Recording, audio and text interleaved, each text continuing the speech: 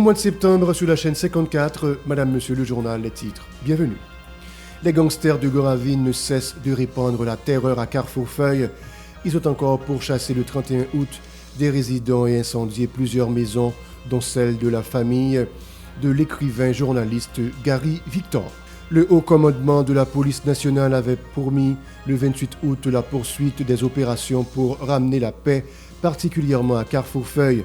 La situation n'a fait qu'empirer moins de 24 heures après les déclarations du DGAI de l'institution policière, Franz LB. Les responsables de la polyclinique de la ruelle Berne exigent la libération du docteur Réginald C. Valmé, enlevé le 30 août à quelques mètres de sa clinique. Et puis à Jacmel, la police a procédé vendredi à l'arrestation de 13 suspects, dont 4 femmes, fraîchement débarquées de la ville. Ils ont été dénoncés par des membres de la population. Une quantité de substances identifiées à la marijuana et 7 téléphones portables ont été confisqués suite à cette opération.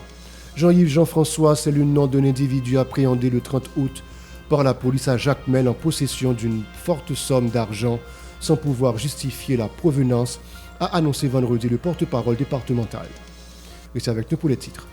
Si vous jugez que cette vidéo est intéressante, n'hésitez pas à liker et partager la vidéo. Et surtout, n'oubliez pas de vous abonner à cette chaîne et activer la cloche de notification pour ne pas louper aucune de nos vidéos.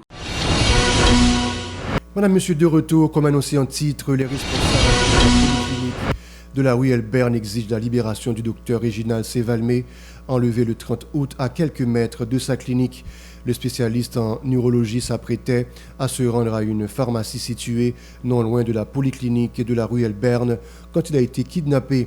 Les responsables de cette structure pressent les autorités d'adopter des mesures concrètes en vue de garantir la sécurité de tous les citoyens. Dossier insécurité à ce journal, les gangsters de Goravine ne cessent de répandre la terreur à Carrefourfeuille. Ils ont encore pourchassé le 31 août des résidents et incendié plusieurs maisons, dont celle de la famille de l'écrivain journaliste Gary Victor. Sur la même lancée, les caïds ont fait chanter la poudre, notamment à Fouchard et à la place Jérémy, créant ainsi une vive panique à ces endroits. Des déplacés ont été contraints d'abandonner le site de la place Jérémy. À Canapé-Vert, Turgeau et Debussy principalement, les résidents sont sur le qui-vive. Ils passent la nuit à monter la garde en prévention d'une éventuelle attaque des gangsters de Goravine. Dans l'intervalle, les autorités n'ont pipé mot sur la poursuite de l'escalade de la violence des gangs armés, alors que le haut commandement de la police nationale avait promis le 28 août que des agents de l'ordre étaient à pied d'œuvre afin de mettre les malfrats hors d'état de nuire. La situation n'a fait qu'empirer moins de 24 heures après les déclarations du DGAI de l'institution policière Franz LB. La multiplication des actes de violence des gangs criminels, principalement dans la zone métropolitaine de Port-au-Prince, ne cesse de susciter de vives inquiétudes chez les résidents. La situation est particulièrement alarmante à Carrefourfeuille, ont fait remarquer ces citoyens qui préconisent des mesures draconiennes en vue de restaurer la paix et la sérénité dans les foyers. Pour eux, il est inacceptable que les bandits continuent de troubler le repos de paisibles citoyens et les empêchent de vaquer en toute quiétude à leurs activités. Suivez leurs déclarations au micro de Yasmine Sanon et Myriam Auguste.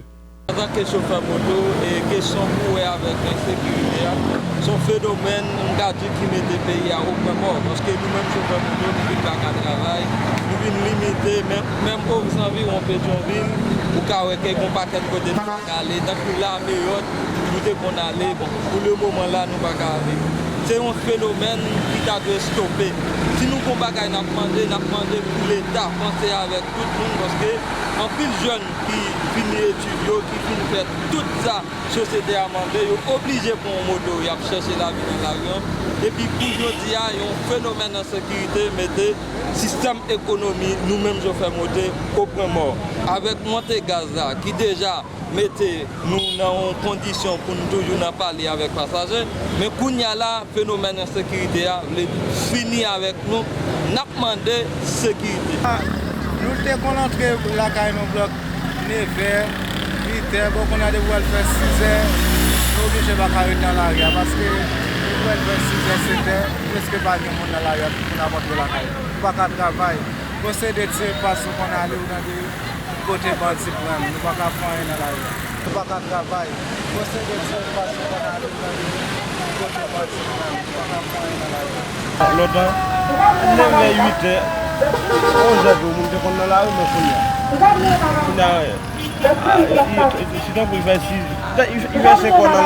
Ailleurs, ses habitants déplorent le fait que les jeunes soient particulièrement affectés par la crise multisectorielle qui tracasse le pays. Toutefois, ils disent espérer l'avènement d'une ère nouvelle où il fera bon de vivre en Haïti. Ils sont toujours au micro de Yasmine Sanon et de Myriam Auguste. Seule plus grosse question nous avons même posé l'État. Est-ce que nous-mêmes jeunes, ne pas penser avec ils pour penser avec jeunes? Parce que un pays pas qu'à faire sans jeunes. Pour qu'il y ait un renouvellement de génération, il faut que y ait jeunes là-dedans. Parce que grand monde yo aller, mais jeunes yo a venir. Pas jeunes yo ont chance parce que yo veulent servir le pays. Nous bloquons dans tout système, dans tout espace net, mais je dis à nous demander pour nous pas jeunes yo en chance parce que jeunes yo c'est petit pays.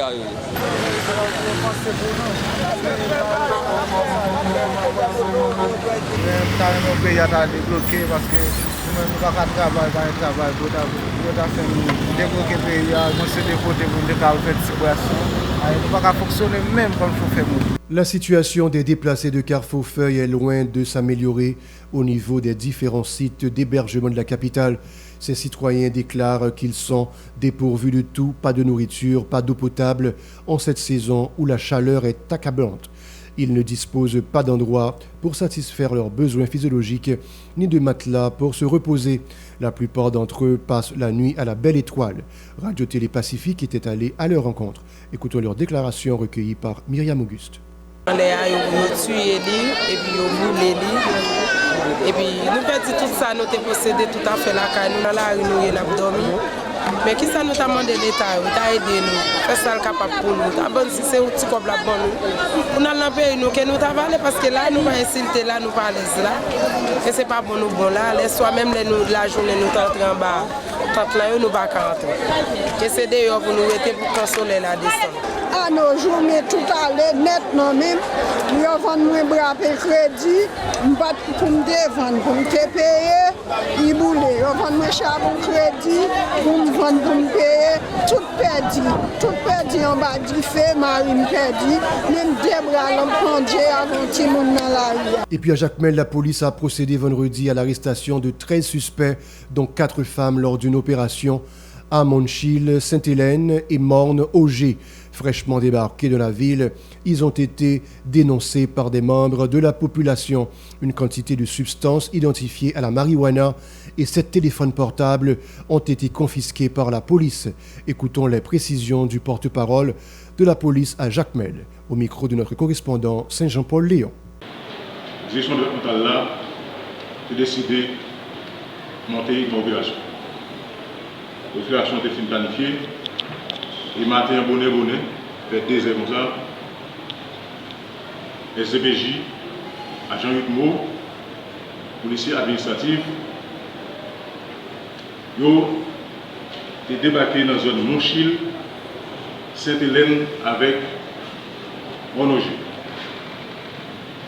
Dans le cadre d'opération, dans le cadre de série d'opérations, il y a Néerland Joinville. Dans le cadre d'opération, il y a un homme qui est sorti blessé par balle. C'est Jean-Louis Yves Junior, alias DND. Dans la même opération,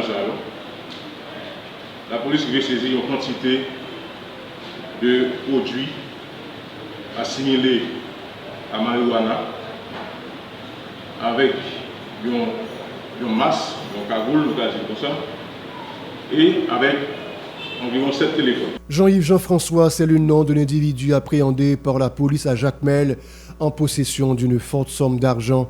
Arrivé de Port-au-Prince, il ne pouvait pas justifier la provenance de ce fonds, a indiqué l'inspecteur de police. On l'écoute au micro de Saint-Jean-Paul Léon, notre correspondant à Jacmel. Milnaire,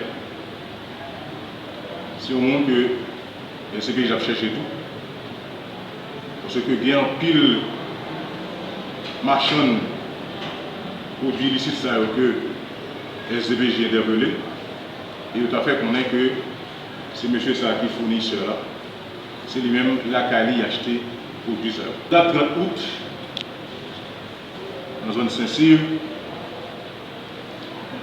la police, dans le cadre de checkpoint, il vient interpeller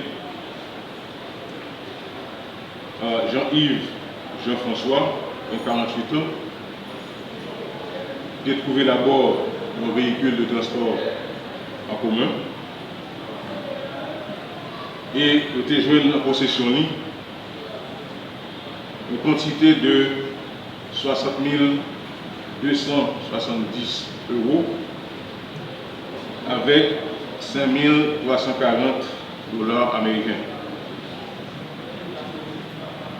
En date 31 août, la police, toujours dans le cadre du checkpoint, essaie aussi. La police a intensifié le checkpoint à travers une série de zones stratégiques. Donc, dans le carrefour du Meuse, la police va interpeller Oriol Kinderley, qui a 19 ans. Il était joué en possession un montant de 4 750 000 gouttes et avec chaque autre Simonet que le dégât sous Lyon. Toujours à Jacmel, des enseignants se disent favorables au maintien de la date du 11 septembre retenue par le gouvernement pour la rentrée scolaire 2023-2024. Selon eux, des parents ont consenti des sacrifices pour préparer la réouverture des classes. Suivez les précisions de La Fortune Désiral au micro de Saint-Jean-Paul Léon, notre correspondant à Jacmel. Mais ça me capable de dire tout concernant l'école là. Si nous l'école là, si nous bien dans bonne logique, nous devons dire qu'il n'est pas possible pour ouvrir. Dans bonne logique. Mais tout, si l'école n'a pas ouvert, un pays a tombé puis fond. Raison, gagner parents, gagner monde quelconque qui met ses professeurs qui prend escompte pour préparer rentrer l'école là. Soit parents prend escompte pour le payer parce que considère l'école qui mande pour venir payer depuis le mois d'août. Soit il prend escompte pour acheter livre, pour acheter uniforme, etc. Parce que le dossier livre jeudi là, moi-même passer dans le marché pour Jean-Moël, c'est mettre en tête. Ou bien pour payer l'école, pour acheter souliers, etc. Donc c'est très difficile, ni pour parents, ni pour élèves, ni pour professeurs, tout cabine fait pour eux. C'est difficile pour nous-mêmes qui dans la direction de l'école là, comme moi-même en tant que censeur de l'école, collège là, qu'il est difficile tout pour nous-mêmes par rapport à préparation nous avons fait. Mais un fait est certain, si il n'est pas ouvert, car pire empirer. Le site touristique Saut-Maturine, situé dans la deuxième section communale de Campérin, dans le sud, se dégrade de plus en plus. Les responsables ont indiqué avoir alerté le ministère de tutelle qui avait promis l'exécution de certains travaux de rénovation au niveau de cet espace. Mais jusqu'à date, rien n'est fait. Écoutons Jean Vallès Louis, chargé de la gestion de ce site, au micro de notre correspondant Franzou Laguerre.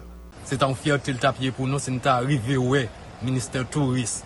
Tu viens mettre ensemble avec nous pour faire travail en dedans, aider nous à réparer ce site là une autre fois encore. Mais maintenant, nous attendons parce que nous venons faire nos promesses, mais nous ne pouvons jamais aucune action concrète qui posée juste pour nous dire vraiment aider nous à restaurer ce site là. Nous attendons ça parce que nous avons ce site là retourner plus belle actuellement en dedans, vraiment crasé. Et ça fait impact sur ce site là, tremblement de terre, fait impact sur ce site là, parce que avec le temps, volume visiteur que nous avons gagné, nous avons dit, nous pas gagné, c'est des gens locaux parfois qui visitent nous. Parce que longtemps, nous avons recevoir pile touristes étrangers, nous avons recevoir des gens qui sortent dans tous 10 départements qui viennent au site là, mais avec le temps, et tremblement de terre, la cause volume a diminué. Non seulement tremblement de terre et insécurité en tout, c'est un plus gros handicap qui permet de ne pas visiter nous parce que nous ne pouvons pas sortir pour presque traverser Matissan, traverser l'autre département au cas nord et l'autre côté pour venir voir nous ici. Donc nous-mêmes nous sentons nous prendre un gros coup avec tremblement de terre. Voilà, c'est la fin du journal. Bon week-end à vous tous et à vous toutes. Restez branchés Télépacifique pour la suite de la programmation.